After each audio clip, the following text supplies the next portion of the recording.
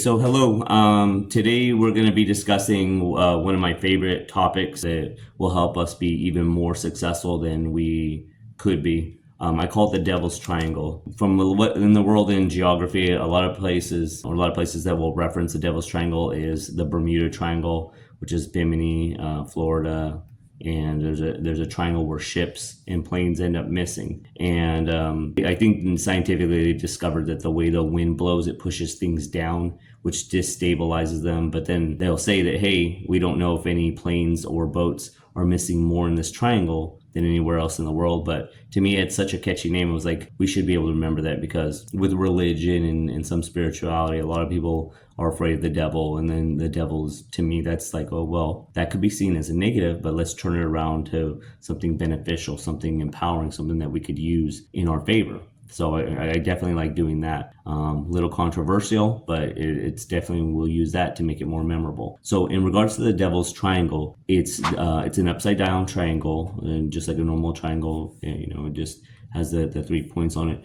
And with it, what I have found is 3 qualities that I have seen that have totally destroyed people, their dreams, their awareness, and their attention. And for myself, what I would say is, being diagnosed with ADHD, really only experiencing it in the last maybe 7-8 years. To me, I saw this very apparently. I was constantly monitoring, I was constantly checking to see, where am I going wrong? Why are things not as successful as I want them to be? And so after a while, what I did was I saw this. I deemed it the Devil's Triangle. So what the Devil's Triangle is de-prioritizing.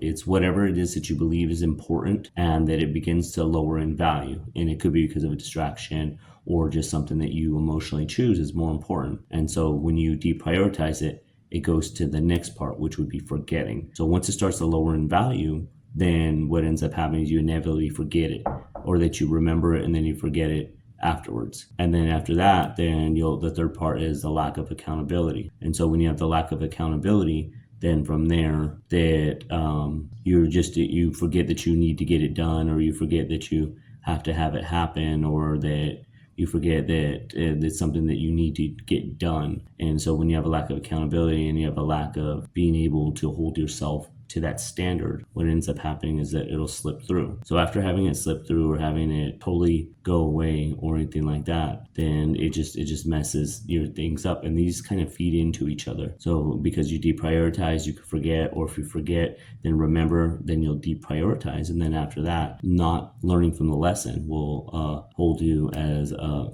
it'll help you. Well, actually, in this case, what it does is it's just a total lack of accountability. It'll make you forget to keep yourself accountable, that you keep doing this over and over and over, and then your dreams die. So that's something that I think is extremely important to remember and to take into consideration. So that's the Devil's Triangle right there. So with the Devil's Triangle, I myself have been guilty of this. And the thing is that if we know about the Devil's Triangle and we know how it affects us and we know how it works, then in that case, it allows us a chance to be more proactive, to be aware of it. So I have a poster of it, and the catch is that you want to move the poster from time to time, because your mind will it'll just like make it there. You won't see it as much. It won't hold your attention. You'll forget about it. And so this is definitely one of the common ones. There's plenty of alternates with the Devil's Triangle, meaning that there's different triangles out there that will mess you and your goals up. And the thing is with these Devil Triangles, those are the first ones that I've noticed that it's like, oh man, I got to watch out for these. I got to look out for them. But now that I know, I'm accountable for this knowledge. Now that I know, it is on me to do something about it. I can't know about the problem and then sit there and do nothing about it and then complain about it. So it's like remembering is probably one of the key skills that I've noticed, which, on the way I've explained this, the second portion of the Devil's Triangle is the forgetting part. So it's like, if we have bad memory, then it's probably using this. You want to be accountable for making sure that's a skill that you put in your top priority. Otherwise, this will happen in everywhere, in everything, minus the things we really like are emotionally tied to. It's like, yeah, you don't want to leave your kid at school just because, you prioritized a nap or something of that. So the problem is that this hits different areas. It may not hit them all, but you definitely want to find out where it is in your life that this is affecting you, because once this starts happening, it happens over and over and over in different areas. And a lot of times what it seems like is that people will go, they'll have a priority, they'll whatever's most important to them, and then they'll have other ones, but then those will slide down on the scale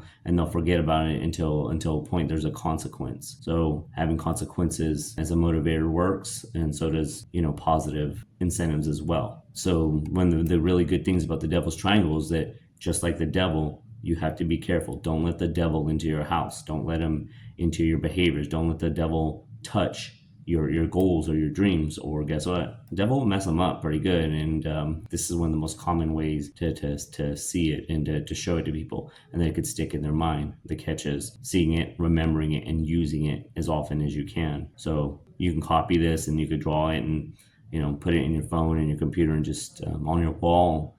But then the catch is you got to move it around in different locations for it to really stick. And so this is something that I have as my toolbox to help me remain successful, remain on my goals as best as I can. So hopefully you can use it in a positive way and change your life and get the life that you want using this tool amongst many others.